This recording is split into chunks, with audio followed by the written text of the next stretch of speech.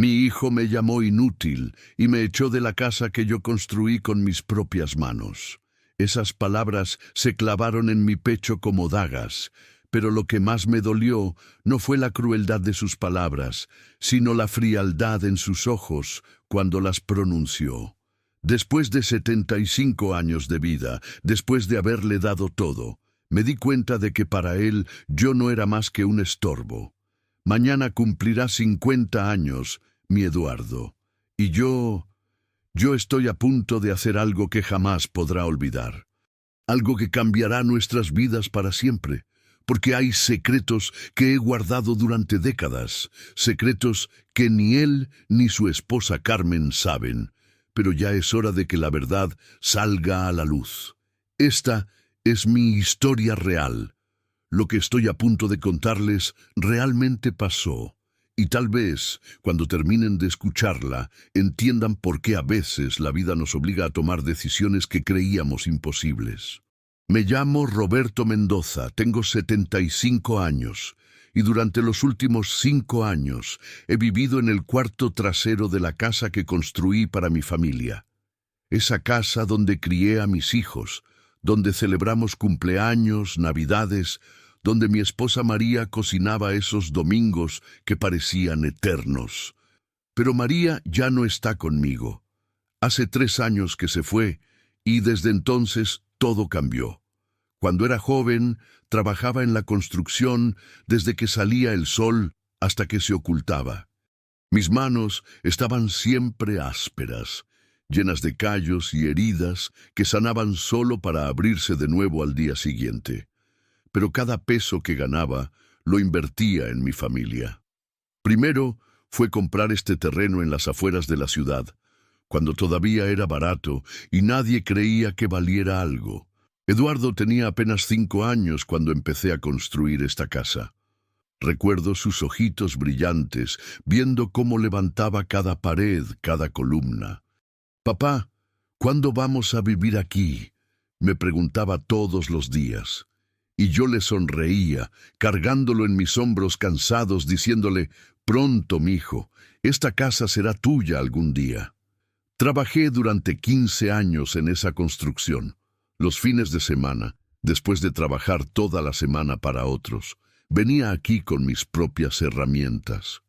Eduardo me ayudaba, pequeñito como era, alcanzándome clavos, sosteniendo maderas.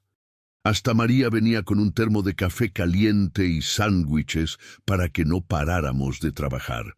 «Roberto», me decía, «te vas a matar trabajando tanto». Pero yo sabía lo que hacía.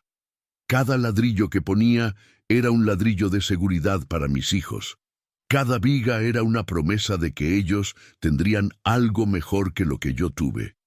Mi padre había sido un hombre duro, que nunca me demostró amor. Trabajaba en el campo desde los 12 años y cuando cumplí 15 me dijo: «Ya eres hombre. Búscate la vida». Así, sin más. Por eso juré que con mis hijos sería diferente, que ellos sentirían que tenían un hogar, una familia, un padre que los amaba. Cuando finalmente terminé la casa, Eduardo tenía 20 años y acababa de casarse con Carmen. «Esta casa es tuya, hijo», le dije el día que se mudaron. «Cuídala como yo la cuidé». Sus ojos se llenaron de lágrimas. Me abrazó fuerte y me dijo: «Gracias, papá. Nunca olvidaré lo que has hecho por mí». Durante los primeros años todo fue hermoso. Los nietos llegaron, primero Sofía, después Miguel. Esta casa se llenó de risas otra vez. Yo jugaba con ellos en el jardín que había plantado con mis propias manos, les contaba cuentos antes de dormir, los llevaba al parque los domingos. María y yo vivíamos en el cuarto principal, pero cuando llegaron los nietos, nos mudamos al cuarto más pequeño para que ellos tuvieran más espacio. «No importa», le decía a María cuando se quejaba de que el armario era muy chico.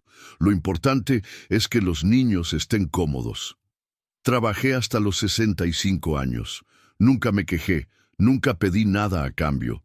Solo quería ver a mi familia feliz, próspera, unida.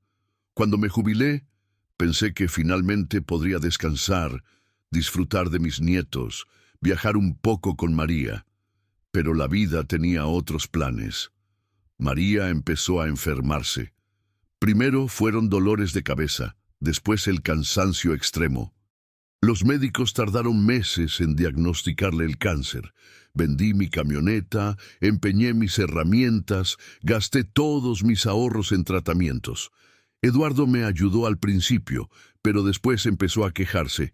Papá, ya gastamos demasiado. Los doctores dijeron que no hay nada más que hacer. ¿Cómo podía decirme eso? Era su madre, la mujer que lo había cuidado cuando estaba enfermo, que le había cosido la ropa, que había trabajado limpiando casas para pagarle los estudios. Pero él ya estaba cansado. Carmen también. Veía cómo susurraban cuando creían que no los escuchaba. Tu papá está obsesionado. No acepta la realidad. María murió en mis brazos una madrugada de octubre. Sus últimas palabras fueron: cuida a Eduardo. A pesar de todo, es un buen hijo. Yo no supe si reír o llorar. Hasta en sus últimos momentos, ella defendía a nuestro hijo. Después del funeral, todo cambió. Eduardo y Carmen empezaron a tratarme diferente. Ya no me incluían en las conversaciones familiares. Cuando llegaban visitas, me quedaba en mi cuarto porque sentía que estorbaba. Los nietos, que antes corrían a abrazarme, ahora apenas me saludaban. Es normal, me decía a mí mismo. Están de luto, necesitan tiempo. Pero los meses pasaron y las cosas empeoraron.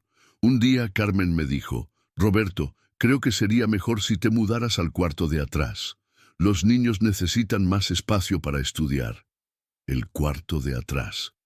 El que yo había construido para ser una oficina, un lugar pequeño y húmedo que daba al patio trasero. Pero acepté. Siempre aceptaba. Porque esta era su casa ahora, ¿verdad? Eso era lo que yo había querido. Pero mientras empacaba mis pocas pertenencias, mientras veía cómo mis recuerdos con María cabían en 2 maletas viejas, algo dentro de mí empezó a cambiar. Una semilla de amargura que, sin que me diera cuenta, comenzaba a crecer. Si pudieran comentar qué sienten al escuchar esta historia, me ayudaría mucho a saber si estoy contando bien lo que pasó. ¿Alguna vez han sentido que su familia no los valora como merecen? Los primeros meses viviendo en el cuarto trasero fueron los más duros de mi vida. Me despertaba cada madrugada escuchando los pasos de Eduardo y Carmen preparándose para ir al trabajo, el ruido de los niños alistándose para el colegio, toda esa rutina familiar de la que ya no formaba parte. Antes, cuando vivía con ellos en la casa principal, yo era quien preparaba el desayuno. Me levantaba temprano, ponía el café, hacía huevos revueltos para los niños, les preparaba las loncheras. Era mi manera de ayudar, de sentirme útil. Pero ahora, cuando salía de mi cuarto por las mañanas, encontraba la cocina vacía, sucia, con platos sin lavar del día anterior. «Buenos días», les decía cuando los veía corriendo de un lado a otro. Eduardo apenas levantaba la vista del celular para responderme con un gruñido. Carmen fingía que no me había oído. Y los nietos... Dios mío, cómo dolía ver cómo Sofía y Miguel corrían hacia la puerta sin siquiera mirarme. Recuerdo una mañana en particular, 2 meses después de mudarme al cuarto trasero. Sofía había dejado caer su mochila y todos sus cuadernos se esparcieron por el suelo. Me apresuré a ayudarla a recogerlos como siempre hacía antes. Pero cuando le alcancé sus libros, ella me miró con esa expresión, como si fuera un extraño que se había metido en su casa. «No necesito tu ayuda, abuelo», me dijo con una frialdad que me partió el alma. Tenía apenas 12 años, pero su voz sonaba igual que la de Carmen cuando me hablaba. Eduardo estaba parado en la puerta, viendo toda la escena. Esperé que dijera algo, que le explicara a su hija que yo solo quería ayudar. Pero no. Solo me miró con esa expresión de cansancio, como si yo fuera un problema más que tenía que resolver. «Papá», me dijo después, cuando los niños ya habían salido para el colegio, Tal vez sería mejor si no te metieras tanto en las cosas de los muchachos. Ellos ya están grandes. ¿Meterme? Yo solo había recogido unos cuadernos del suelo, pero asentí, como siempre hacía, porque ¿qué más podía hacer? Las comidas se volvieron un calvario. Al principio, Carmen todavía me incluía cuando cocinaba. «Roberto, ¿quieres almorzar con nosotros?», me preguntaba. Pero cada vez la invitación sonaba más forzada, más educada que genuina, y yo notaba cómo susurraban entre ellos cuando creían que no los escuchaba. «No puede estar siempre aquí», decía Carmen una tarde mientras lavaba los platos. «Los niños se sienten incómodos, no pueden ser naturales con su abuelo observando todo el tiempo». ¿Observando? Yo solo quería ser parte de la familia. Pero empecé a comer solo en mi cuarto, calentando sobras en el microondas pequeño que había comprado con mi pensión. El sonido de sus risas llegaba desde el comedor mientras yo masticaba en silencio, viendo las noticias en un televisor viejo que había rescatado del garage. Los fines de semana eran aún peores. Antes, los domingos eran sagrados en nuestra casa. Después de misa, nos reuníamos todos para el almuerzo. Yo contaba historias de cuando Eduardo era pequeño, jugaba cartas con los nietos, ayudaba a María en la cocina, pero ahora los domingos se habían convertido en recordatorios dolorosos de lo que había perdido. Una vez intenté unirme a ellos en el living. Estaban viendo una película, todos acomodados en el sofá que yo había comprado años atrás. Me senté en la silla del rincón, la que había sido mi lugar durante tantos años.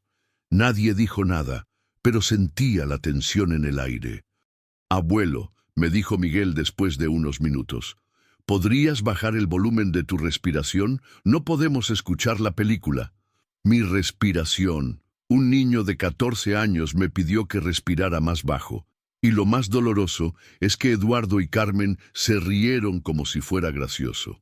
«Mejor me voy a mi cuarto», murmuré levantándome de la silla. «No, papá, quédate», dijo Eduardo, pero su voz no tenía convicción.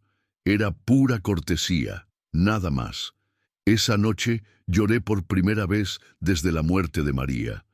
Lloré por mi hijo, por mis nietos, por la familia que había perdido sin darme cuenta, pero sobre todo lloré por mí mismo, por ese hombre que había trabajado toda su vida para darle todo a su familia, y que ahora se sentía como un intruso en su propia casa. Los cumpleaños fueron otra herida que no sanaba. Cuando Sofía cumplió 13 años, organizaron una fiesta en el jardín que yo había construido. Llegaron amigos, familiares, hasta algunos primos que hacía años no veía. Yo me quedé en mi cuarto, viendo por la ventana cómo celebraban. Carmen subió después de un rato con un plato de torta. «Toma, Roberto», me dijo, dejándolo en la mesa pequeña junto a mi cama. «Pensé que querrías un pedazo». No me había invitado a la fiesta. Solo me trajo un pedazo de torta, como si fuera un vecino al que hay que ser educado. La torta sabía a cartón en mi boca. Pero lo que realmente me quebró fue el día que encontré a Carmen enseñándole a los niños a decir que yo no estaba cuando llamaban por teléfono. Si alguien pregunta por el abuelo, le decía a Miguel, «Tú dices que salió o que está ocupado». No tenemos por qué andar explicando nuestra situación familiar a todo el mundo. Nuestra situación familiar, yo era una situación que había que esconder. Mi hermana Elena me llamaba todas las semanas desde Guadalajara.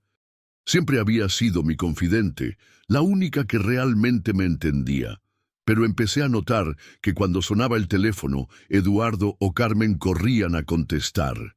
«Roberto no puede hablar ahora», los escuchaba decir. «Está durmiendo» o «salió al médico». Pero yo estaba ahí, sentado en mi cuarto, deseando escuchar la voz de mi hermana. Un día decidí confrontar a Eduardo. Toqué la puerta de su habitación, la que había sido mi habitación durante 25 años. «Hijo», le dije, «necesitamos hablar». Se veía cansado, estresado. Su trabajo en el banco lo tenía agobiado, lo sabía, pero eso no justificaba lo que estaba pasando. ¿Qué pasa, papá?, me preguntó sin levantar la vista de su computadora.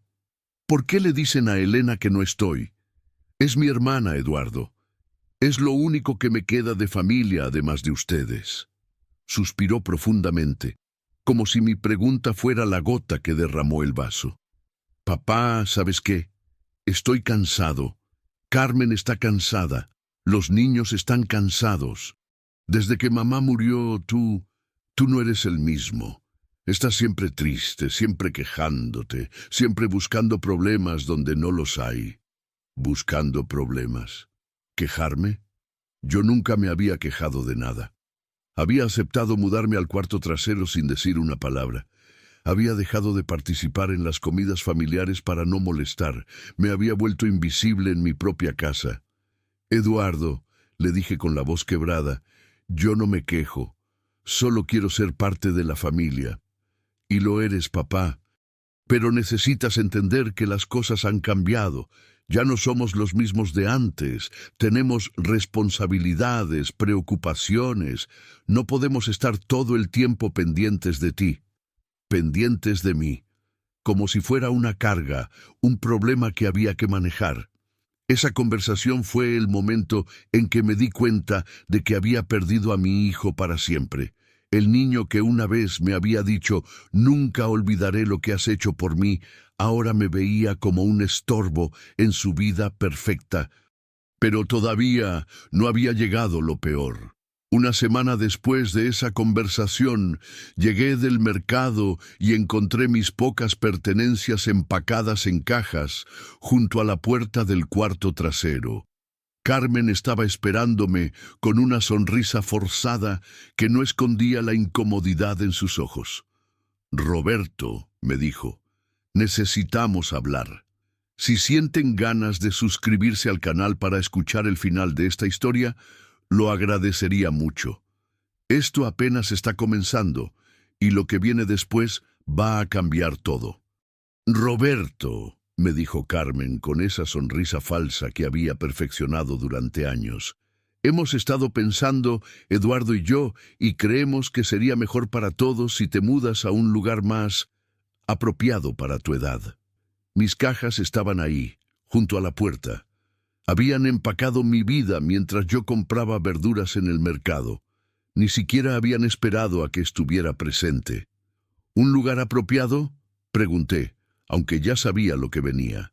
Sí, Eduardo apareció detrás de Carmen, evitando mi mirada. Hay una residencia muy buena a unas cuadras de aquí, la Casa de la Esperanza.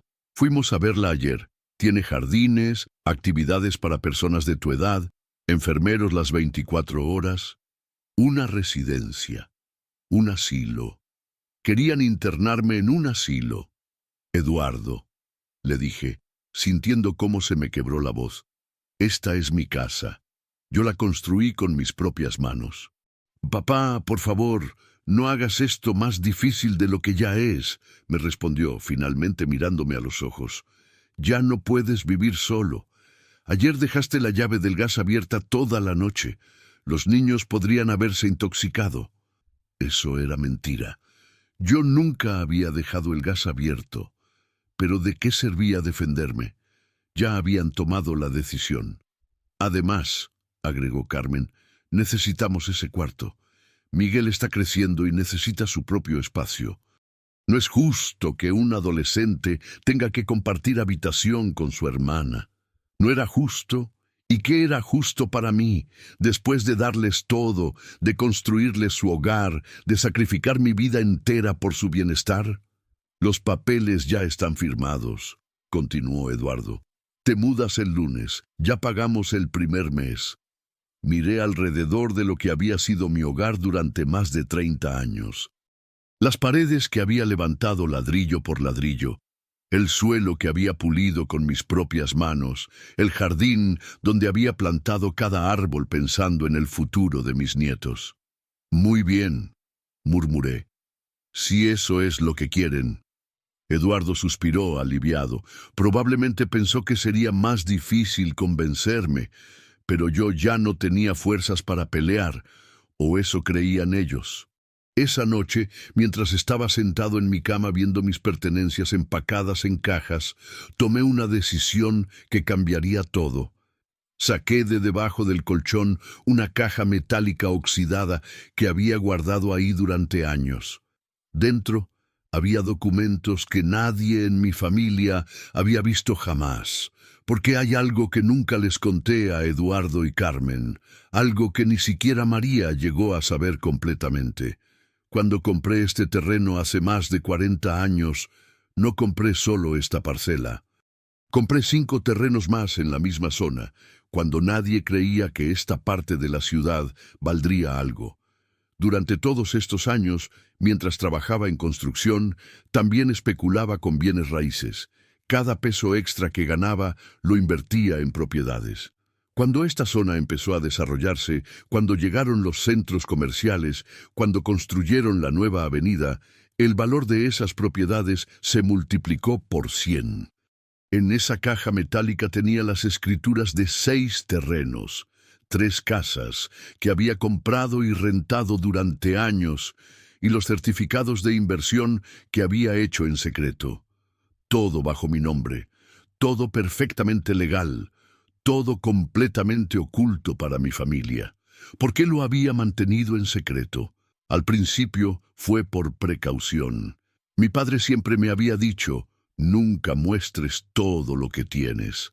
La gente cambia cuando sabe que tienes dinero. Después, cuando María se enfermó, pensé en usar ese dinero para sus tratamientos, pero ella misma me detuvo. «Roberto», me había dicho una tarde mientras estaba en el hospital, «prométeme que no vas a vender las propiedades por mí. Ese dinero es para tu vejez, para que nunca dependas de nadie». Había sido su última petición lúcida antes de que el cáncer la llevara, y yo le había prometido que así sería. Pero ahora, viendo cómo me trataba mi propia familia, entendí por qué María había sido tan sabia. Al día siguiente, mientras Eduardo y Carmen estaban en el trabajo y los niños en el colegio, salí de la casa con mi caja metálica debajo del brazo. Fui directo a la oficina del licenciado Herrera, un abogado que había conocido años atrás cuando compraba las propiedades. «Don Roberto», me dijo cuando me vio entrar a su oficina, «qué gusto verlo. ¿Cómo está? Hace años que no sabía de usted». «Licenciado», le respondí, «necesito que me ayude con algo importante, muy importante». Le expliqué mi situación. Le conté sobre la residencia, sobre cómo mi familia me había empacado como si fuera basura vieja, sobre los años de humillaciones y desprecios. El licenciado Herrera me escuchó en silencio, moviendo la cabeza con expresión de tristeza. «Don Roberto», me dijo cuando terminé, «tengo que decirle algo. Sus propiedades han seguido valorizándose. Solo el terreno donde está construida su casa actual vale más de 2 millones de pesos. Y eso sin contar las otras propiedades. 2 millones de pesos. En ese momento entendí el verdadero alcance de lo que tenía. Mi familia me estaba echando de una casa que valía una fortuna, sin saber que yo era el dueño de todo. «¿Qué quiere hacer, don Roberto?», me preguntó el licenciado. «Quiero que prepare todos los documentos para vender las propiedades», le dije. «Todas, incluyendo la casa donde vive mi hijo. ¿Está seguro? Es una decisión muy importante. Nunca he estado más seguro de algo en mi vida». Durante la siguiente semana, mientras me preparaba para mudarme a la residencia, el licenciado Herrera trabajó día y noche preparando toda la documentación. Encontramos compradores para las propiedades, tasamos todo, revisamos cada papel. La casa donde vivía Eduardo fue la primera en venderse. Una empresa constructora la quería para desarrollar un proyecto de condominios en la zona. Ofrecieron 3 millones de pesos por el terreno, 3 millones de pesos por la casa que mi hijo creía que era suya. Pero no les dije nada. Dejé que siguieran con sus planes, que me llevaran a la residencia como si fuera un anciano desamparado que no tenía más opción. El lunes por la mañana, Eduardo y Carmen cargaron mis cajas en su carro. Los nietos ni siquiera salieron a despedirse. Sofía estaba viendo televisión y Miguel jugando videojuegos en su habitación. «Ya verás que en la residencia estarás mejor, papá», me dijo Eduardo mientras manejaba. «Tendrás gente de tu edad, actividades, cuidado médico». «Sí, hijo», le respondí. «Estoy seguro de que estaré mejor». Si hubiera podido ver mi cara en ese momento, habría notado algo diferente. Por primera vez en años, yo estaba sonriendo, porque sabía algo que él no sabía. En mi bolsillo tenía una carta del licenciado Herrera, confirmando que todas las ventas se habían completado exitosamente. Eduardo y Carmen tenían exactamente 30 días para desalojar la casa antes de que llegaran las máquinas demoledoras. Pero ellos no lo sabían todavía. La residencia, la Casa de la Esperanza, resultó ser mucho mejor de lo que esperaba. Mi habitación era pequeña pero cómoda, con vista al jardín. Las enfermeras eran amables, la comida era buena, y por primera vez en años me sentía en paz.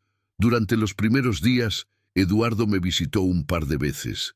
Se veía aliviado, como si se hubiera quitado un peso de encima. Carmen vino una vez, me trajo galletas y me dijo que había redecorado mi antiguo cuarto para Miguel. «Se ve hermoso», me dijo. «Le pusimos una cama nueva, un escritorio moderno, hasta una televisión pequeña. Miguel está feliz». Yo solo asentía y sonreía, porque sabía que en menos de 3 semanas, Miguel, Eduardo, Carmen y Sofía iban a tener que salir de esa casa con lo que pudieran cargar, y cuando eso pasara, cuando vinieran a pedirme explicaciones, cuando se dieran cuenta de la verdad, yo les iba a decir algo que había estado esperando años para decir. «Ustedes me dijeron que era un estorbo. Ahora van a saber lo que es serlo realmente». Si les gustó este giro en la historia, podrían darle like al video. La parte que viene es cuando Eduardo descubre la verdad, y créanme, su reacción fue algo que nunca voy a olvidar. Pasaron exactamente 18 días desde que me mudé a la residencia cuando recibí la llamada que había estado esperando. Era el licenciado Herrera. «Don Roberto», me dijo con voz seria, «acaban de notificar oficialmente a los ocupantes de la propiedad. Tienen 12 días para desalojar completamente la casa». «¿Cómo reaccionaron?», le pregunté, aunque ya me imaginaba la respuesta. «Su hijo llamó a mi oficina gritando como loco. Dice que es imposible, que debe haber un error, que esa casa es suya. Mi secretaria me contó que su nuera se puso a llorar cuando les entregaron los papeles». Sentí una mezcla extraña de satisfacción y tristeza. Satisfacción porque finalmente iban a entender lo que significaba ser tratado como basura. Tristeza porque nunca pensé que llegaría a este punto con mi propia familia. «¿Y los otros compradores?», pregunté. «Todo perfecto.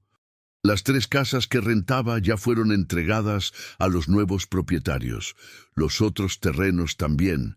En total, como habíamos calculado, son 8.400.000 pesos después de impuestos y comisiones. 8.400.000 pesos. Una fortuna que había construido en silencio durante 40 años, mientras mi familia me veía como un viejo pobre e inútil. «Licenciado», le dije, «quiero que prepare una cuenta separada y transfiera 2 millones a la Fundación Hogares para Ancianos Abandonados, otros 2 millones para el Orfanato San José y 1 millón para esta residencia, como donación para mejorar las instalaciones. ¿Está seguro, don Roberto? Son 5 millones de pesos. Nunca he estado más seguro de nada. Esa gente me ha dado más amor y respeto en 3 semanas que mi propia familia en 3 años. Durante los días siguientes, mientras esperaba la inevitable confrontación con Eduardo, me dediqué a disfrutar de mi nueva vida. Jugaba dominó con don Aurelio, un exmaestro que se había vuelto mi mejor amigo. Ayudaba a doña Carmen, Qué casualidad que se llamara igual que mi nuera, con sus terapias de rehabilitación después de su derrame. Participaba en las actividades culturales, leía libros que hacía años no tenía tiempo de leer. Por primera vez en años me sentía útil, valorado, respetado. La directora de la residencia, la doctora Martínez, se había convertido en una confidente. Le conté toda mi historia, y ella me escuchaba con esa paciencia que solo tienen las personas que realmente se preocupan por los demás. Don Roberto, me dijo una tarde mientras tomábamos café en el jardín, ¿no cree que está siendo muy duro con su familia? Doctora, le respondí. Durante 3 años después de la muerte de mi esposa, ellos fueron duros conmigo. Me hicieron sentir como un estorbo, como una carga, como si mi única función fuera esperar la muerte en silencio. Ahora solo están cosechando lo que sembraron. El día 20 llegó más rápido de lo que esperaba. Eran las 7 de la mañana cuando la enfermera de turno tocó la puerta de mi habitación. Don Roberto, me dijo, hay un señor muy alterado en recepción que dice ser su hijo. Está exigiendo hablar con usted. Dígale que baje al jardín, le respondí con calma. Allí lo voy a esperar. Me tomé mi tiempo vistiéndome. Me puse la camisa blanca que había comprado la semana anterior, los pantalones de vestir que no usaba desde el funeral de María, los zapatos que había mandado a limpiar especialmente para esta ocasión. Si iba a tener la conversación más importante de mi vida, lo haría con dignidad. Eduardo estaba caminando de un lado a otro junto a la fuente del jardín cuando salí. Se veía terrible, ojeras profundas, el cabello despeinado, la ropa arrugada como si hubiera dormido con ella puesta. Cuando me vio, corrió hacia mí. «¡Papá!», gritó. «Tienes que ayudarnos. Hay gente diciendo que vendiste la casa. Eso es imposible. La casa es mía. Tú me la diste». Lo miré fijamente antes de responder. Ese hombre desesperado era el mismo que 3 semanas atrás me había echado de mi hogar como si fuera basura. «Eduardo», le dije con voz tranquila, «siéntate». «No me voy a sentar. Tienes que explicarme qué está pasando. Carmen está histérica. Los niños están preguntando por qué tenemos que mudarnos. Diles a esos abogados que es un error». «No es un error», le respondí.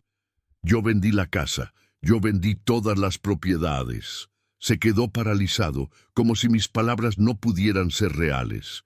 «¿De qué propiedades hablas? Tú no tienes propiedades. Tú solo eras un obrero de construcción». Saqué de mi bolsillo una carpeta que había preparado especialmente para este momento. Contenía copias de todas las escrituras originales, todos los contratos de venta, todos los recibos de las transacciones. «Siéntate, Eduardo», le repetí, «y lee esto». Con manos temblorosas, tomó los papeles. Vi cómo sus ojos recorrían cada documento, cómo su cara pasaba de la confusión al shock, del shock a la incredulidad total. Esto no puede ser real», murmuró. «Tú tenías todo esto. ¿Por qué nunca me dijiste?» «Porque tu madre me pidió que no lo hiciera.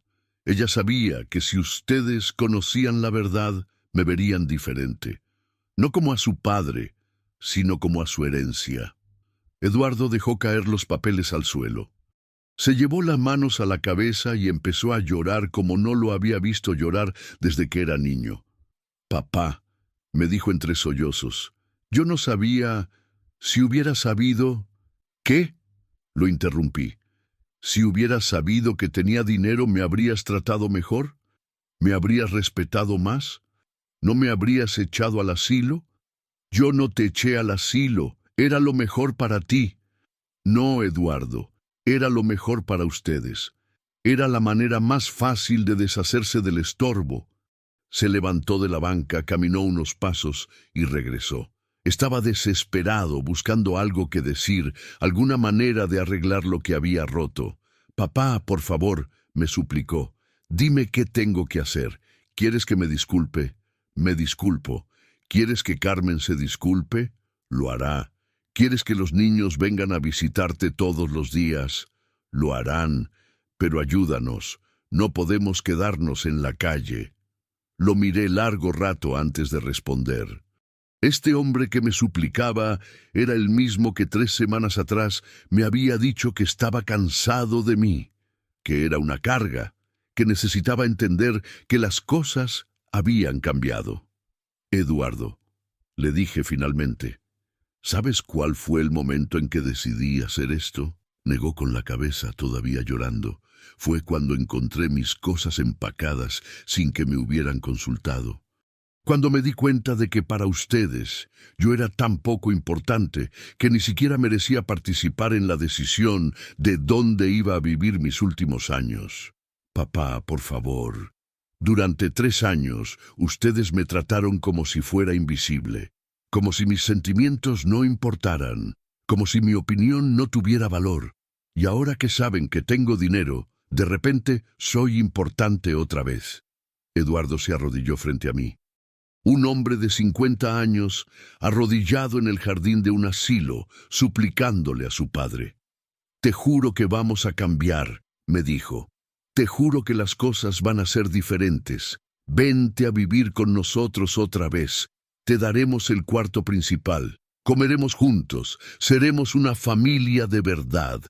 ¿Una familia de verdad?, le pregunté.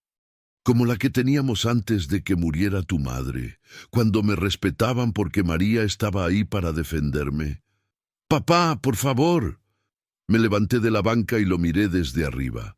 Por primera vez en años yo tenía el poder en esta relación. Eduardo, le dije, el dinero de la venta ya está donado, 5 millones de pesos para gente que realmente lo necesita, para ancianos abandonados como yo, para niños huérfanos que no tienen familia. Se quedó petrificado. ¿Qué dijiste? Que ya no hay dinero para ustedes, que aprendan a vivir con sus propios méritos, como yo tuve que hacerlo toda mi vida. Eduardo se levantó tambaleándose, como si hubiera recibido un golpe físico. No puedes haber hecho eso, murmuró. No puedes habernos quitado todo. Yo no les quité nada, le respondí. Ustedes nunca tuvieron nada. Todo era mío, y yo decidí a quién dárselo. A gente que sabe valorar y respetar a los demás. La conversación terminó ahí.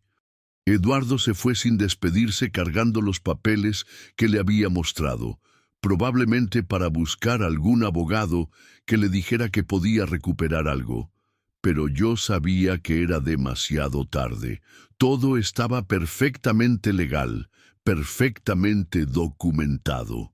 Esa noche, mientras cenaba en el comedor de la residencia rodeado de mis nuevos amigos, recibí una llamada de Carmen. Estaba llorando tanto que apenas podía hablar. Roberto, me dijo entre sollozos, por favor, reconsidera. Los niños... Mis hijos van a quedar traumatizados, van a tener que dejar su colegio, sus amigos, van a tener que irse a vivir con mi madre en una casa diminuta. Carmen, le respondí, ¿te acuerdas cuando me dijiste que los niños se sentían incómodos conmigo? Cuando me explicaste que no podían ser naturales con su abuelo observando todo el tiempo. Yo no quise decir... Ahora tus hijos van a aprender lo que significa realmente la incomodidad. Van a saber lo que se siente cuando tu propia familia te hace sentir que no perteneces. Roberto, por favor. Colgué el teléfono sin escuchar más. Si quieren saber cómo terminó esta historia y qué pasó después, sigan viendo hasta el final. Lo que viene es mi nueva vida, y créanme, nunca imaginé que a los 75 años podría ser tan feliz. Durante los días siguientes, Eduardo intentó por todos los medios hacerme cambiar de opinión. Aparecía en la residencia a cualquier hora, a veces con Carmen, a veces solo, siempre con esa desesperación en los ojos que solo se ve cuando alguien se da cuenta de que ha perdido todo. El primer día llegó con un abogado joven que había contratado para revisar todos los documentos de venta. Pensaba que podría encontrar alguna irregularidad, algún vacío legal que le permitiera recuperar las propiedades. Don Roberto, me dijo el abogado después de revisar todo durante 2 horas, todo está perfectamente legal. Usted era el propietario legítimo y tenía todo el derecho de vender. Vi cómo Eduardo se desplomó en la silla cuando escuchó esas palabras. Era la confirmación definitiva de que no había vuelta atrás. El segundo día vino con los nietos. Pensó que verme con Sofía y Miguel me haría reconsiderar. Pero cuando los vi, cuando observé sus caras de confusión y miedo, no sentí la ternura que él esperaba. Sentí tristeza por ellos, pero también recordé cómo me habían tratado durante años. «Abuelo», me dijo Sofía con lágrimas en los ojos, «¿por qué nos estás haciendo esto? ¿Qué hicimos malo?» Esa pregunta me partió el corazón, pero no iba a dejar que me manipularan emocionalmente. «Sofía», le respondí, «¿te acuerdas cuando dejaste caer tus cuadernos y yo te ayudé a recogerlos? ¿Te acuerdas de lo que me dijiste?» Ella bajó la mirada, avergonzada. «Me dijiste que no necesitabas mi ayuda, que era solo tu abuelo estorbando. Ahora entiendes lo que se siente cuando la familia de uno no lo necesita». Miguel, que siempre había sido más directo que su hermana, me miró con esa rabia típica de los adolescentes. «Esto es una estupidez», gritó. «Eres un viejo rencoroso que se está vengando de nosotros solo porque papá te puso en este lugar». «Miguel», le dije con calma, «tu papá no me puso aquí. Tu papá me echó de mi casa y decidió por mí dónde tenía que vivir, sin preguntarme qué quería yo. Hay una diferencia». Eduardo, que hasta ese momento había estado callado, explotó. «Ya basta, papá. Se acabó este juego. Deja de torturarnos. Sabemos que estás enojado, pero esto ya es demasiado. Somos tu familia». «¿Mi familia?», le pregunté, levantándome de mi silla. «¿Cuándo fueron mi familia durante los últimos 3 años? ¿Cuándo me mandaron al cuarto trasero? ¿Cuándo comía solo mientras ustedes se reían en el comedor? ¿Cuándo le enseñaron a los niños a mentir sobre mí por teléfono? Eso nunca pasó. Eduardo, no me mientas. Yo los escuché. Escuché cuando Carmen le decía a Miguel que dijera que yo no estaba cuando Elena llamaba. Escuché cuando le dijiste a tu hermana por teléfono que yo me estaba volviendo senil y que era una carga para ustedes». Carmen, que había estado callada todo este tiempo, finalmente habló. «Roberto», me dijo con voz temblorosa, «es cierto que cometimos errores. Es cierto que no te tratamos como debíamos, pero esto es desproporcionado. Estás destruyendo a toda la familia por algo que se podía arreglar hablando». «¿Hablando?», le respondí. «¿Cuándo quisieron hablar conmigo antes de empacar mis cosas? ¿Cuándo me consultaron antes de decidir que tenía que irme a un asilo? Ustedes decidieron mi futuro sin mi opinión. Ahora yo decido el de ustedes sin la suya». La visita terminó mal. Eduardo se fue gritando que esto no iba a quedar así, que encontraría la manera de recuperar lo que era suyo. Los nietos se fueron llorando. Carmen me miró con una mezcla de dolor y desprecio que nunca había visto antes. Pero lo que realmente me sorprendió fue lo que pasó esa misma noche. Eran casi las 10 cuando alguien tocó la puerta de mi habitación. Era Elena. Mi hermana había manejado desde Guadalajara durante 6 horas para venir a verme. «Roberto», me dijo mientras me abrazaba, «¿qué has hecho?» «¿Eduardo te llamó?», le pregunté, aunque ya sabía la respuesta. «Está desesperado. Me contó todo. Sobre las propiedades, sobre el dinero, sobre la casa. No puede creer que hayas hecho esto». Elena se sentó en la única silla de mi habitación y me miró con esos ojos sabios que siempre me habían tranquilizado desde que éramos niños. «Cuéntame tu versión», me dijo. Le conté todo, desde el momento en que me mudaron al cuarto trasero hasta el día que encontré mis cosas empacadas. Le hablé de las humillaciones diarias, de la soledad, de cómo me habían hecho sentir invisible en mi propia casa. Elena me escuchó sin interrumpir, asintiendo de vez en cuando, tomando mi mano cuando se me quebró la voz al recordar algunos episodios particularmente dolorosos. «Roberto», me dijo cuando terminé, «entiendo tu dolor, entiendo tu rabia, pero ¿crees que esto era la única solución?» «Elena», le respondí, «durante 3 años esperé que las cosas mejoraran. Esperé que Eduardo recordara quién era yo, que se diera cuenta de cómo me estaba tratando. Pero nunca pasó. Solo empeoraba cada día. ¿Y ahora? ¿Te sientes mejor después de hacerles esto?» Era una pregunta honesta que merecía una respuesta honesta. «No me siento mejor», le dije, «pero me siento libre. Por primera vez en años no tengo que caminar en puntitas de pie en mi propia vida.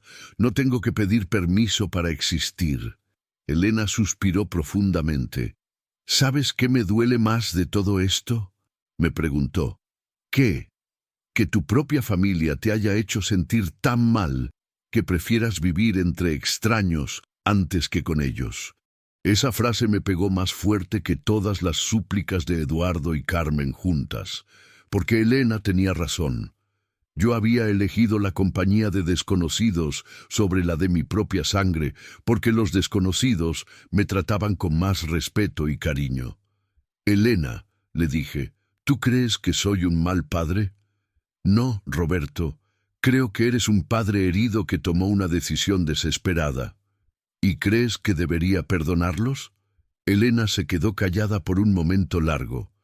«Creo», me dijo finalmente, «que el perdón no se trata de ellos, se trata de ti, de si puedes vivir en paz con lo que has hecho». Esa noche no pude dormir. Las palabras de Elena daban vueltas en mi cabeza. ¿Podía vivir en paz con lo que había hecho? ¿Era esta la justicia que había buscado o solo una venganza disfrazada de lección moral? Al día siguiente llegó otra visita inesperada. Era don Aurelio, mi amigo del dominó, pero traía consigo a una mujer que no conocía. «Roberto», me dijo don Aurelio, «te presento a mi sobrina Patricia. Es trabajadora social y quería conocerte». Patricia era una mujer de unos 50 años, con esa sonrisa cálida que tienen las personas que han dedicado su vida a ayudar a otros. «Don Roberto», me dijo, «mi tío me contó su historia y yo quería agradecerle personalmente». «¿Agradecerme qué?» «Su donación al orfanato San José. Yo trabajo ahí. Con esos 2 millones de pesos vamos a poder construir un ala nueva, renovar las cocinas y contratar más personal.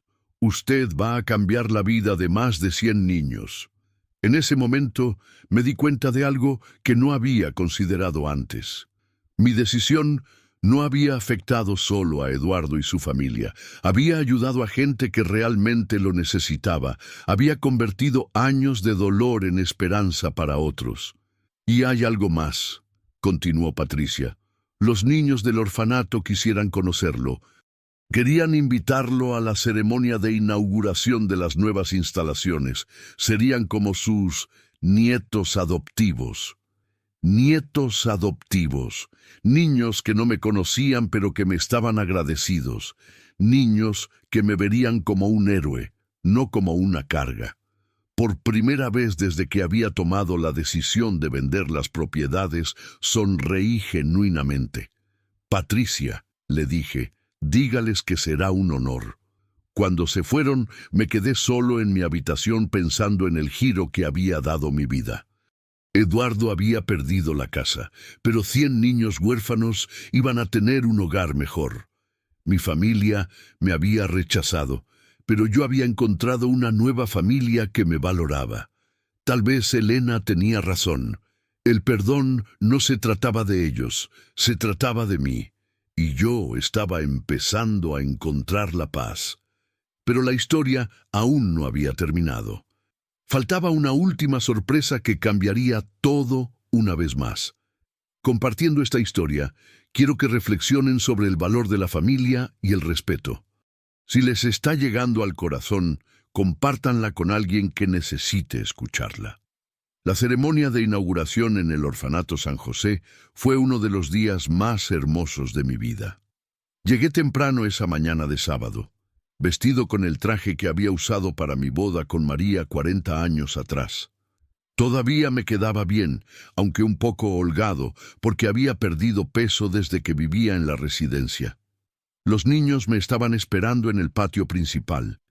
Había más de 100, desde bebés hasta adolescentes de 17 años. Cuando me vieron llegar, empezaron a aplaudir, no porque los hubieran obligado, sino porque realmente estaban contentos de conocerme.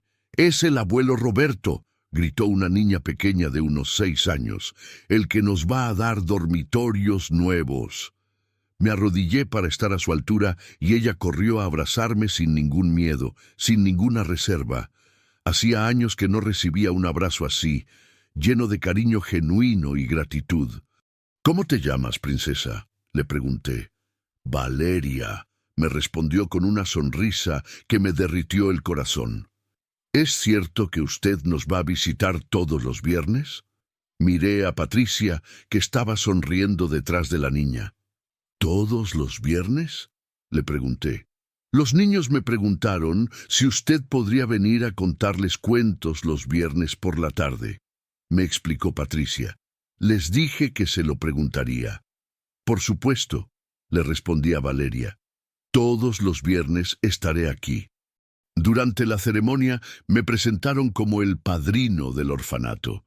Los niños más grandes habían preparado una obra de teatro sobre la generosidad y al final me entregaron una placa que decía: «Para el abuelo Roberto, que nos enseñó que los ángeles existen». Lloré.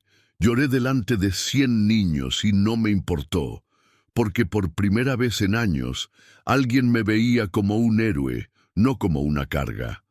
La nueva ala del orfanato era hermosa. Dormitorios amplios con camas cómodas, una cocina moderna, una biblioteca, hasta una pequeña enfermería. Saber que mi dinero había servido para darle a esos niños un hogar digno me llenaba de una satisfacción que nunca había sentido. Después de la ceremonia, Patricia me llevó a conocer a la directora del orfanato, la hermana Guadalupe, una monja de unos 60 años que había dedicado su vida a cuidar niños abandonados. «Don Roberto», me dijo mientras tomábamos café en su oficina, «quiero proponerle algo. ¿Le gustaría ser parte oficial de nuestra familia?».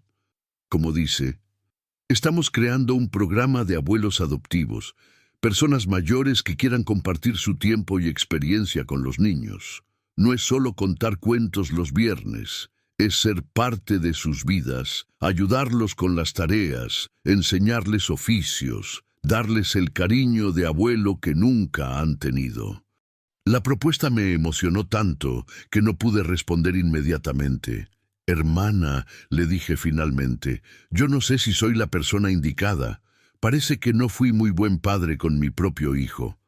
«Don Roberto», me respondió con esa sabiduría que solo tienen las personas que han visto mucho sufrimiento, «a veces fallamos con nuestra propia familia porque estamos muy cerca, porque damos por sentado que siempre van a estar ahí.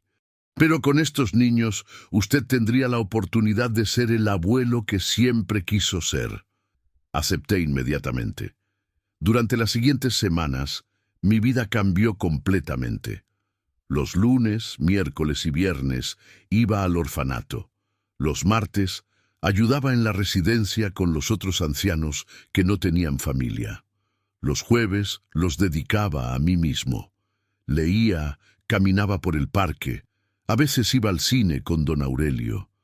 Por primera vez en mi vida adulta, tenía una rutina que había elegido yo.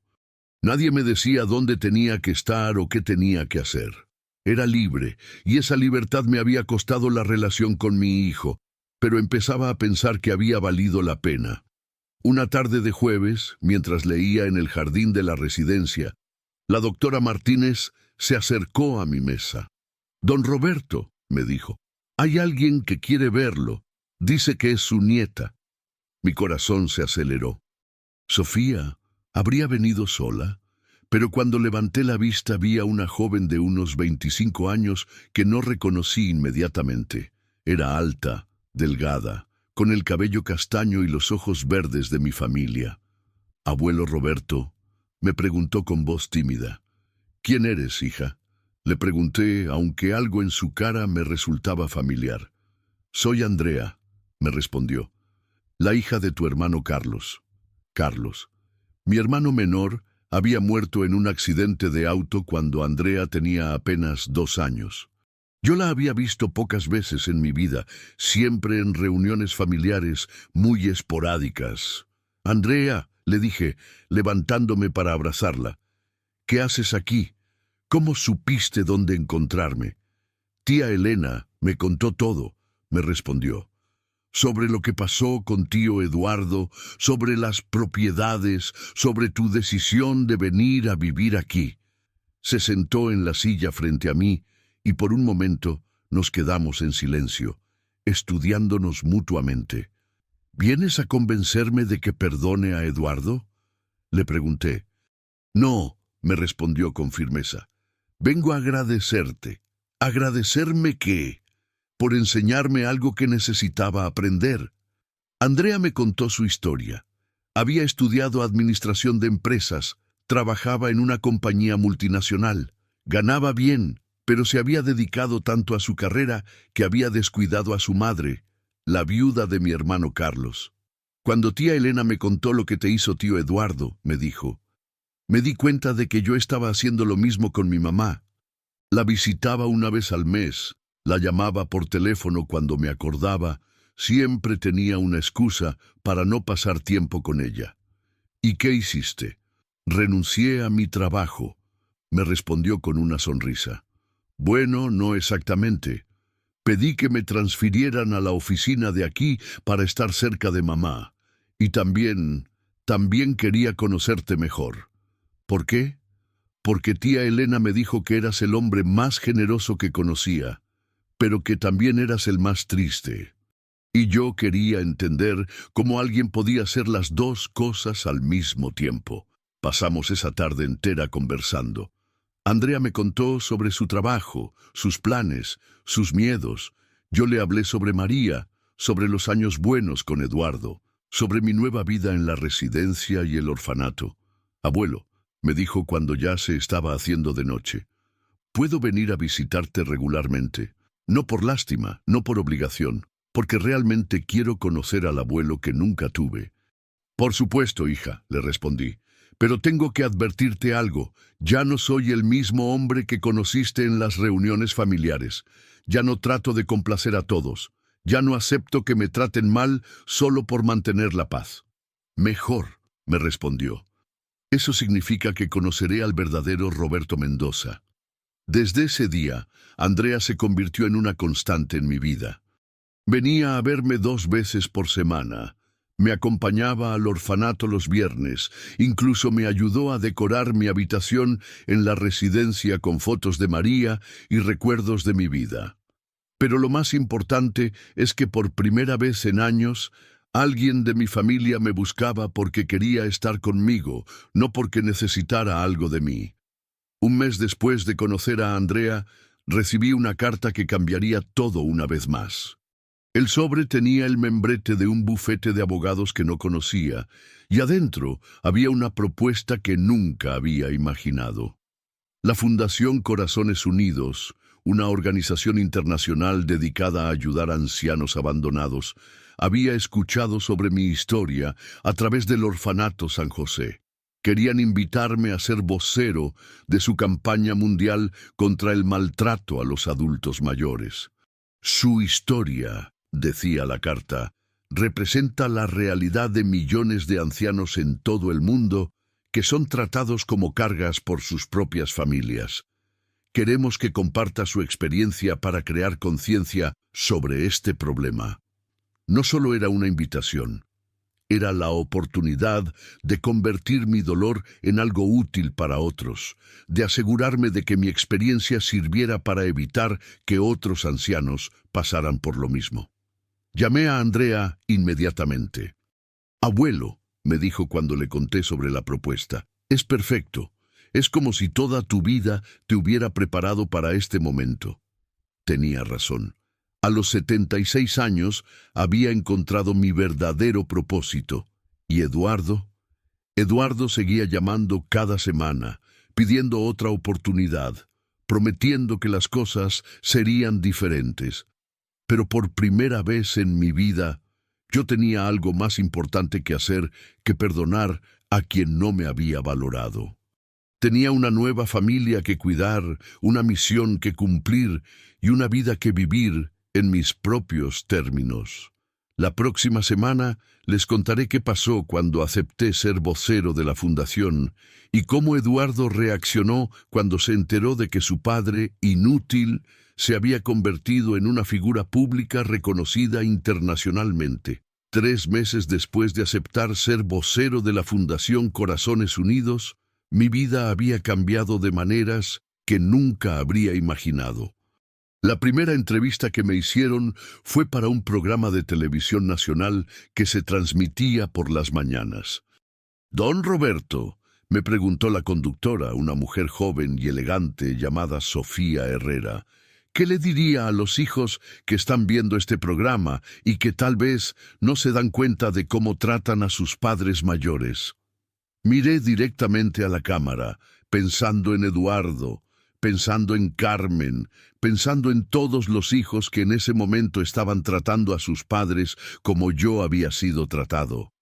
Les diría que sus padres no son muebles viejos que hay que guardar en el cuarto trasero cuando ya no sirven.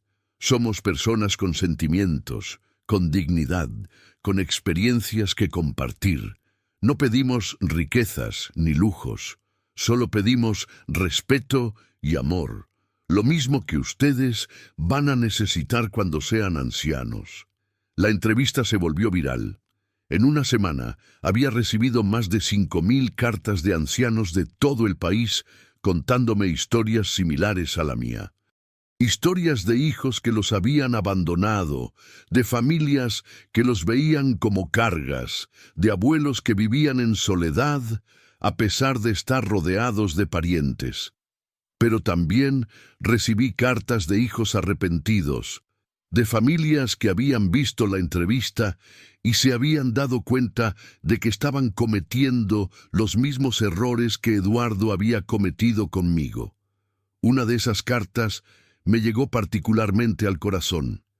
Era de una mujer de Monterrey llamada Lucía. «Don Roberto», escribía, «después de ver su entrevista me di cuenta de que estoy tratando a mi madre exactamente como su hijo lo trató a usted. La mandé a vivir con mi hermana porque decía que mis hijos necesitaban más espacio. No la incluyo en las decisiones familiares porque digo que ya está muy mayor para entender. Ayer la llamé llorando para pedirle perdón y para decirle que se viniera de vuelta a casa. Su historia me salvó de cometer el mismo error hasta el final». Esas cartas me confirmaron que había tomado la decisión correcta. Mi historia estaba ayudando a otras familias a no cometer los mismos errores que la mía había cometido. La fundación me invitó a participar en conferencias por todo el país. Viajé a Guadalajara, a Monterrey, a Puebla, siempre acompañado por Andrea, que había pedido vacaciones en su trabajo para ayudarme con esta nueva responsabilidad. «Abuelo», me decía mientras revisábamos las notas para mi siguiente conferencia, ¿te das cuenta de que te has convertido en la voz de millones de ancianos que no pueden hablar por sí mismos? Era cierto. En 6 meses había pasado de ser un anciano invisible en su propia casa a ser una figura pública reconocida nacionalmente. Periódicos, revistas, programas de radio, todos querían entrevistarme. Pero lo que más me emocionaba era ver el impacto real de mi historia. El Orfanato San José había recibido donaciones de todo el país después de que se hiciera pública mi contribución. La residencia La Casa de la Esperanza había mejorado sus instalaciones gracias a los donativos que llegaban de personas inspiradas por mi historia. Una tarde, Mientras daba una conferencia en la Ciudad de México, vi entre el público a una cara familiar. Era Eduardo. Estaba sentado en la última fila, vestido con un traje que no había visto antes, escuchando atentamente cada palabra que yo decía. La dignidad no se negocia, les estaba diciendo a los asistentes. Y nunca es tarde para recomendar. A los 76 años, yo encontré una nueva familia, un nuevo propósito, una nueva razón para levantarme cada mañana. No con rencor, sino con esperanza. Cuando terminó la conferencia, Eduardo se acercó al escenario. Se veía diferente. Más delgado, con canas que no tenía antes, pero sobre todo se veía humilde. «Papá», me dijo cuando nos quedamos solos, «necesito hablar contigo». «Eduardo», le respondí, «¿qué haces aquí?» «Vine porque necesitaba escuchar tu historia completa. En la televisión, en los periódicos, en todas las entrevistas que has dado. Necesitaba entender realmente lo que te hicimos». Nos sentamos en 2 sillas del auditorio vacío. Era la primera vez en meses que estábamos solos, sin gritos, sin desesperación, sin súplicas. «Papá», me dijo con voz quebrada, «yo no sabía que te sentías así. No sabía que te habíamos hecho tanto daño». «Eduardo», le respondí, «esa es la parte más triste de todo esto. Que no te dieras cuenta, que vivieras en la misma casa que yo durante 3 años y no notaras mi dolor». «Lo sé», me dijo llorando, «y sé que ya es muy tarde para arreglar las cosas. Sé que perdí el derecho de llamarte papá cuando te traté como te traté». Por primera vez en nuestra conversación, vi en sus ojos algo que no había visto antes: verdadero arrepentimiento. No desesperación por recuperar el dinero, no manipulación emocional, sino dolor genuino por el daño que había causado. «Eduardo», le pregunté, «¿qué ha pasado con ustedes desde que vendí la casa?» Tuvimos que mudarnos a un apartamento pequeño en el otro lado de la ciudad. Carmen tuvo que buscar trabajo. Los niños tuvieron que cambiar de colegio. Ha sido difícil. ¿Y cómo se sienten? Al principio estaban furiosos contigo. Sofía y Miguel decían que eras el peor abuelo del mundo. Pero después, cuando empezaron a ver tus entrevistas en televisión, cuando leyeron los artículos sobre tu trabajo con los niños del orfanato, empezaron a entender. A entender que tú no eras el problema, que nosotros éramos el problema. Que habíamos desperdiciado la oportunidad de tener al mejor abuelo del mundo. Se quedó callado un momento, secándose las lágrimas. Sofía me preguntó la semana pasada por qué nunca le habíamos enseñado a valorarte. ¿Por qué le habíamos permitido hablarte mal, tratarte como si fueras invisible? Y yo no supe qué responderle. ¿Y qué les dijiste? La verdad. Que cometimos el error más grande de nuestras vidas. Que perdimos al hombre más generoso y amoroso que conocíamos porque fuimos ciegos, egoístas e ingratos. Eduardo se levantó de su silla y se arrodilló frente a mí, como había hecho aquella vez en el jardín de la residencia. Pero esta vez era diferente. Esta vez no estaba pidiendo dinero ni propiedades. Esta vez estaba pidiendo algo mucho más valioso. «Papá», me dijo, «sé que no merezco tu perdón. Sé que perdí el derecho de llamarte familia. Pero quiero que sepas que todos los días me levanto pensando en lo que te hice, y todos los días me acuesto sabiendo que cometí el peor error de mi vida». «Eduardo», le dije, ayudándolo a levantarse, «yo ya no soy el mismo hombre que vivía en tu casa. Ya no soy el padre que necesitaba tu aprobación para sentirse valioso. Ahora soy alguien que tiene su propia vida, sus propios proyectos, su propia familia». «Lo sé», me respondió, «y me alegra verte así. Me alegra saber que encontraste la felicidad a pesar de nosotros. Eduardo», le dije tomando sus manos, «yo no te voy a mentir. No sé si algún día podré volver a confiar en ti como antes. No sé si podré olvidar el dolor que me causaste, pero sí puedo hacer algo. ¿Qué? Puedo perdonarte, no porque lo merezcas, sino porque yo necesito hacerlo para seguir adelante con mi vida. Eduardo lloró, como no lo había visto llorar desde que era niño. Pero estas no eran lágrimas de desesperación. Eran lágrimas de alivio, de gratitud, de un hombre que finalmente entendía la magnitud de lo que había perdido. Gracias, papá, me dijo. Gracias por ser mejor persona de lo que yo fui, hijo. Nos abrazamos por primera vez en años. Un abrazo real, sin resentimientos, sin condiciones, sin esperanzas de recuperar propiedades o dinero. Solo un padre y un hijo que habían aprendido, cada uno a su manera, lo que significaba realmente la familia. Eduardo, le dije antes de que se fuera, quiero que sepas algo. Tú perdiste un padre, pero yo encontré una vida, y esa vida incluye ahora perdonarte y desearte lo mejor.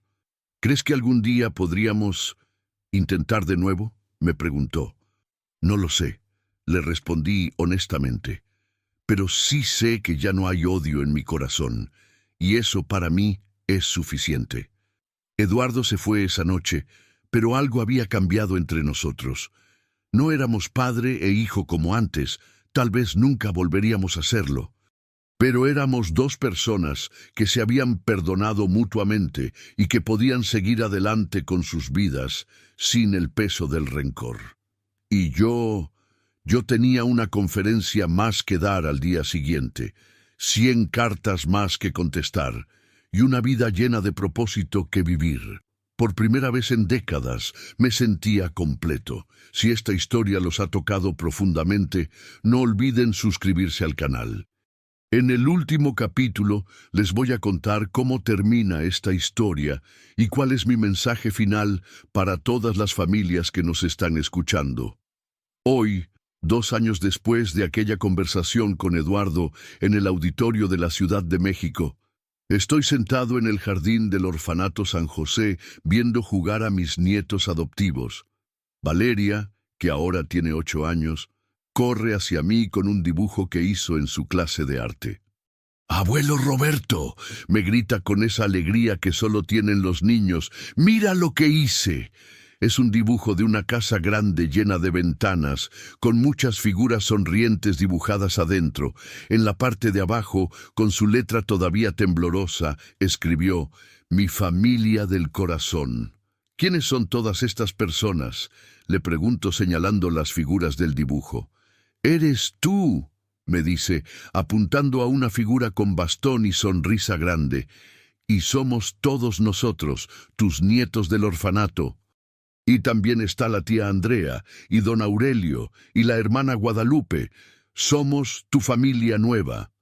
Tienes razón. Esta es mi familia nueva. Una familia que elegí y que me eligió.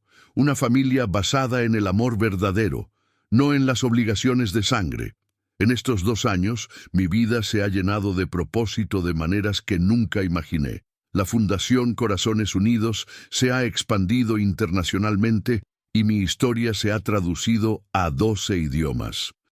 He recibido cartas de ancianos de España, México, Argentina, Colombia, todos contándome cómo mi experiencia los inspiró a no aceptar el maltrato de sus familias. Pero lo que más me llena de orgullo son las historias de reconciliación. Más de 1000 familias me han escrito para contarme cómo mi testimonio los ayudó a reunirse con sus padres ancianos, cómo aprendieron a valorar a sus abuelos antes de que fuera demasiado tarde. Andrea se ha convertido en mi mano derecha en la fundación. Dejó definitivamente su trabajo corporativo y ahora dirige el programa de familias adoptivas que creamos para conectar ancianos solos con familias que quieren incluir abuelos en sus vidas. Es increíble ver cómo una muchacha de 27 años puede tener tanta sabiduría sobre las relaciones familiares. «Abuelo», me dijo hace unas semanas mientras revisábamos las estadísticas del programa, «¿sabes cuántas familias se han reconciliado gracias a tu historia?». «¿Cuántas?», le pregunté. Más de 3.000, me respondió con los ojos brillantes. 3.000 familias que estaban rotas y que ahora están juntas otra vez. 3.000. 3.000, Eduardo, que aprendieron a valorar a sus padres antes de perderlos para siempre. Eduardo. Mi relación con él ha evolucionado de maneras que nunca esperé. No vivimos juntos, no somos la familia tradicional que una vez fuimos, pero hemos construido algo nuevo. Algo basado en el respeto mutuo y la aceptación de nuestras diferencias. Viene a visitarme una vez al mes, no a la residencia, sino aquí al orfanato, donde puede ver la vida que he construido. Trae a Sofía y Miguel, que ahora tienen 15 y 17 años, respectivamente. Los niños han cambiado muchísimo. Ya no son los adolescentes mimados que una vez fueron. La última vez que vinieron, Miguel me sorprendió con una confesión. «Abuelo», me dijo mientras caminábamos por el jardín del orfanato, «quiero estudiar trabajo social cuando termine el bachillerato». «¿Por qué?», le pregunté. «Porque quiero ayudar a familias como la nuestra, familias que se están destruyendo por falta de comunicación y respeto. Quiero evitar que otros nietos cometan los errores que yo cometí contigo». Sofía, por su parte, ha empezado a venir conmigo a algunas conferencias. La semana pasada, en una charla en Puebla, pidió permiso para hablar al micrófono.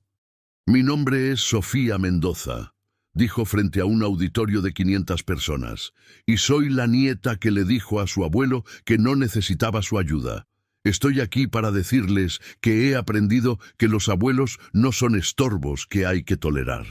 Son tesoros que hay que valorar antes de que sea demasiado tarde».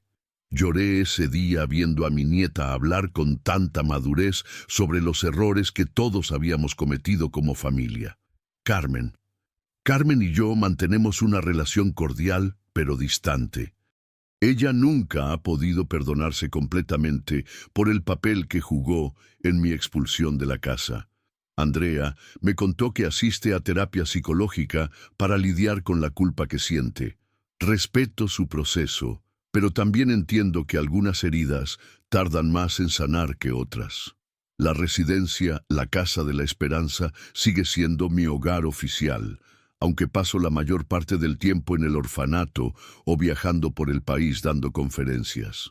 Don Aurelio y yo seguimos siendo los mejores amigos, aunque él me carga porque dice que me volví famoso y que ya no tengo tiempo para el dominó. «Roberto», me dijo ayer mientras jugábamos nuestra partida semanal, «¿te arrepientes de haber tomado la decisión que tomaste? ¿De vender las propiedades y donar el dinero?», le pregunté. «De todo. De haber sido tan drástico con Eduardo». Me quedé pensando un momento antes de responder. «Aurelio», le dije, «si no hubiera tomado esa decisión, todavía estaría en aquel cuarto trasero, sintiéndome invisible, esperando migajas de cariño de mi propia familia. Hoy tengo una familia de 100 niños que me aman genuinamente.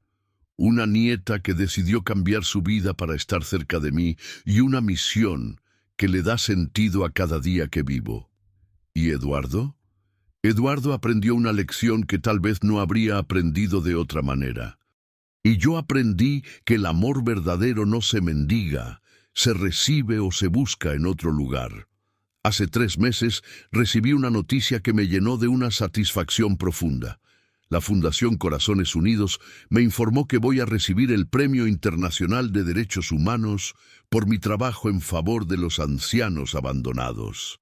La ceremonia será en Ginebra, Suiza, y Andrea me va a acompañar. «Abuelo», me dijo cuando le conté la noticia, «vas a ser el primer mexicano en recibir ese premio». «Oh, Andrea», le respondí, «voy a ser el primer anciano que convirtió su dolor en esperanza para otros». Pero hay algo que me emociona más que cualquier premio internacional. La semana pasada, Elena me llamó desde Guadalajara para contarme algo increíble. «Roberto», me dijo, «¿sabes qué pasó? Mi vecina, doña Esperanza, la que tiene 80 años, estaba siendo maltratada por su hijo. Le quitaba su pensión, La tenía viviendo en condiciones terribles.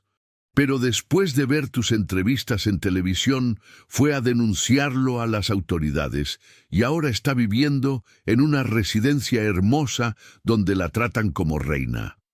Esas son las historias que realmente me importan, no los premios internacionales ni el reconocimiento público, sino saber que mi experiencia está ayudando a otros ancianos a defenderse, a no aceptar el maltrato, a entender que merecen dignidad y respeto sin importar su edad.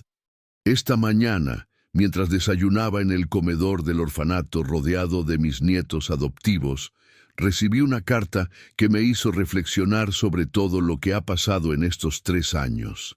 Era de una mujer de Oaxaca llamada Rosa María. Don Roberto, escribía, tengo 68 años y mi familia me trata exactamente como su familia lo trataba a usted. Después de escuchar su historia, he decidido que ya no voy a aceptar esto. Mañana voy a hablar con mis hijos y les voy a decir que o me tratan con respeto o voy a buscar una nueva familia que sí me valore. Usted me enseñó que nunca es tarde para recomendar y que la dignidad no se negocia. Esas palabras, la dignidad no se negocia, se han convertido en el lema de mi nueva vida y en el mensaje central de todas mis conferencias.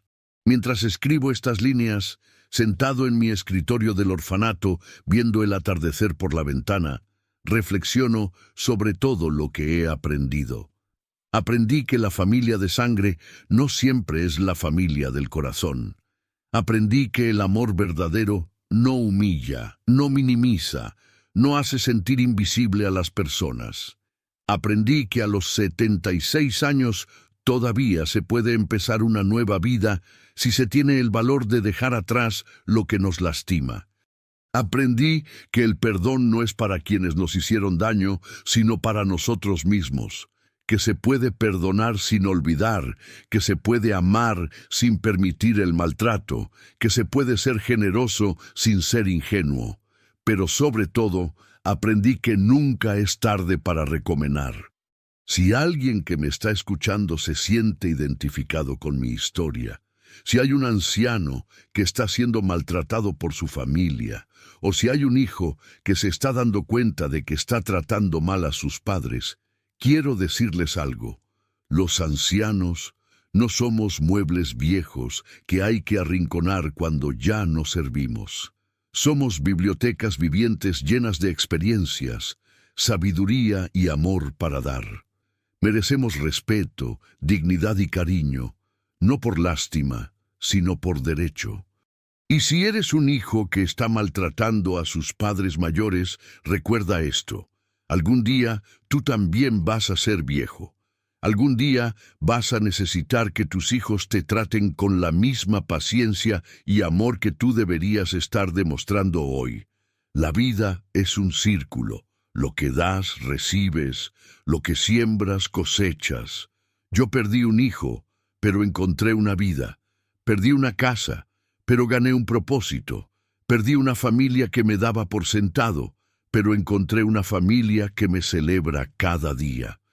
Y si yo pude hacerlo a los 75 años, después de una vida entera de sacrificios y decepciones, tú también puedes hacerlo, porque la dignidad no se negocia, y nunca, nunca es tarde para recomendar.